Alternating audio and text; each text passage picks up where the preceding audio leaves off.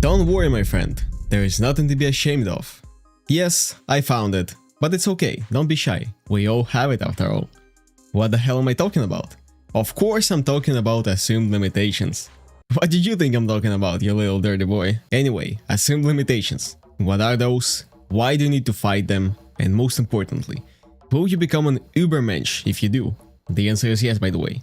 Hi, my name is Mike, and you're on my personal self-improvement channel. Okay, so first of all, assumed limitations are the beliefs you hold that are holding you back in some way. In other words, when you are trying to do something good for you or get something you want, you start to come up with some stupid reasons on why it won't work, or why it's actually bad for you, or why you can't do it. And these reasons most of the time have very little to do with reality. For example, let's say you're lonely and you want to find new people to talk to, you want to make friends, you want to get a girlfriend. But instead of acting on all these things, you come up with something like, well, I'm terrible at social interactions, or I'm an introvert. And these beliefs then prevent you from acting. Or it's like not even trying to approach the girl that you like because you think you're not good enough. And these assumed limitations, these beliefs are harmful because they prevent you from doing the main thing that is required to succeed in life. You know what this main thing is?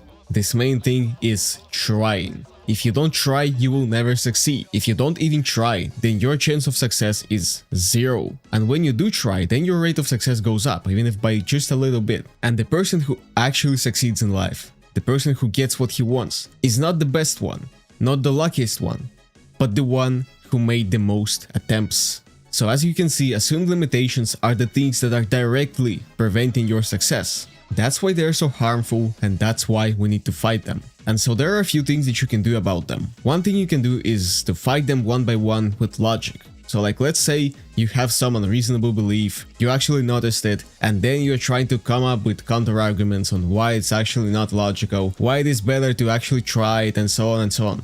But that would be very ineffective, because first of all, you have to notice the belief. Then you have to actually win this logical battle with yourself. And third, assumed limitations are actually reasonings that are based on your fear. So first, you are afraid to do something, and then you come up with reasons. That's why you cannot out-reason your way out of it. That's why we have another way to fight assumed limitations. And this way is, we need to reframe your whole mindset. You need to realize this one thing. All assumed limitations are objectively not real, which means there's no cosmic rule that prohibits you from doing anything. So whatever you think you can't do doesn't actually limit you in any way. It does not prohibit you from doing the things you want. It can lower your chances, sure, but it does not prevent you from doing it at all. And in the vast majority of cases, you won't even suffer external consequences for trying to get the things that you want to get. Even if that girl you try to approach rejects you, or that business idea you tried doesn't work, or whatever it is you are afraid to try or do, you will not lose anything. And I want to give you an example from my own life here. For a very long time, I was afraid to start recording videos on YouTube because I was afraid that people will laugh at my voice, people will laugh at my face. And you know, I also don't know what to say, so people will get bored. And I also don't want to record when my parents are around because I don't want to get judged by them. But then I unlocked a certain thing that is literally a superpower, and it's the power of not giving a fuck. As I said before, these limiting beliefs are just rationalizations of your fears, and you can't really counter your fears logically. You have to counter them with pure will. And the way you do this in this case is by not giving a fuck. Simply as that. So when you start thinking something like, well, I won't succeed anyway, it's better not to try. No, I don't give a fuck, that's what you say. When you start thinking, I should not approach that girl, she will call police on me. I don't give a fuck, so be it then. Now, you can also try to dig deeper into some specific limitations. For instance, if I would to think why I don't want to record videos right now, I would go something like this. Well, I don't want to record videos because people will laugh at my face. So what? Why does it matter? It would matter because I'm afraid of social rejection. Why are you afraid of social rejection? Because humans are social creatures and it's an instinct. So it all came down to a natural human instinct. And that's where you use the power of not giving a fuck.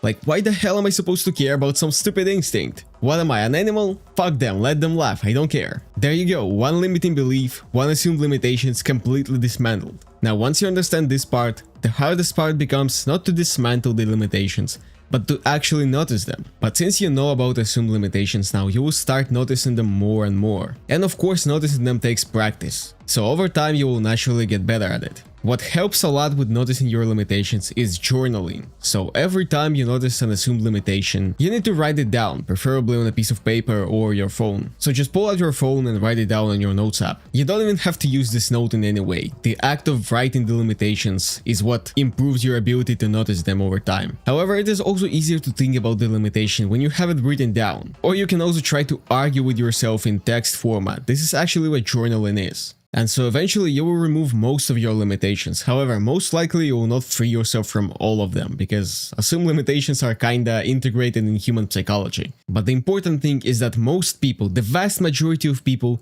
never do this type of work with themselves. They never even try to notice their assumed limitations. They never try to fight them. They just live their lives how their instincts are telling them to. It's just crazy. So either way, just by working on this a little bit, you're getting a huge advantage. And the last thing I want to talk about is where these limitations come from. As I said before, a lot of them come down to the natural human instincts, specifically social instincts. However, our social instincts explain why we care about these things, but they don't explain why we care about these things specifically. And that is explained by the culture of society. If you look at the things people worry about, then you will notice that they're always pretty much the same. It's because our societies care about certain things, like let's say looks. Our society cares about looks a lot. That's why people worry about their looks, because the society itself conditioned them to do so. So all of your assumed limitations are pushed onto you by society, and then you internalize them, which means you accept these limitations as parts of yourself. That's why when these limitations come up, they don't come up as, well, society thinks I'm ugly. They come up as facts. I think I'm ugly. I don't think I'm good enough. And we actually have a perfect word to describe a person who is outside of this social conditioning. In modern internet slang, this person is called Sigma male. That is the actual definition of what Sigma male is, and this concept is not new by any means. This concept was invented by German philosopher Nietzsche, and instead of calling this person Sigma male, he called them Übermensch, which translates to something like an overman or a superman. Anyway, this video is coming to an end, and if you want to talk more about philosophy with me, then you're welcome to join my Kozak host on Discord. Link is in the description, and I see you in my next video. Mwah.